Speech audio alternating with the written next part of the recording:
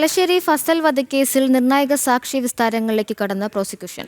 ഫസലിന്റെ ഭാര്യ മറിവിനെ ചൊവ്വാഴ്ച വിസ്തരിക്കും. മുൻ IPS ഉദ്യോഗസ്ഥൻ K രാധാകൃഷ്ണൻ അടക്കമുള്ള ഉദ്യോഗസ്ഥരെയും തുടർന്നുള്ള ദിവസങ്ങളിൽ വിസ്തരിക്കും.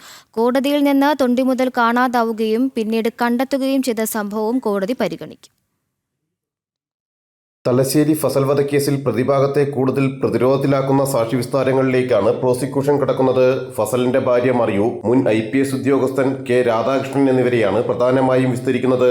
NDF പ്രവർത്തകനായിരുന്ന ഫസലിനെ കൊലപ്പെടുത്തിയതിൽ CPM നേതാക്കളുടെ പങ്കിനെക്കുറിച്ച് ആദ്യം അന്വേഷിച്ചത് കണ്ണൂർ ക്രൈം റെക്കോർഡ്സ് ബ്യൂറോയിലെ DYSP ആയിരുന്ന രാധാകൃഷ്ണനായിരുന്നു. രാധാകൃഷ്ണന്റെ നേതൃത്വത്തിലാണ് കേസ് ആദ്യം അന്വേഷിച്ചത്.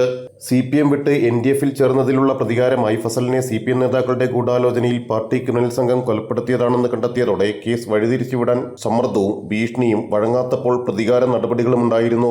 CPM നേതാവും തലശ്ശേരി MLAയുമായ കാരായി രാജൻ കേസിൽ 8ാം പ്രതിയാണ്.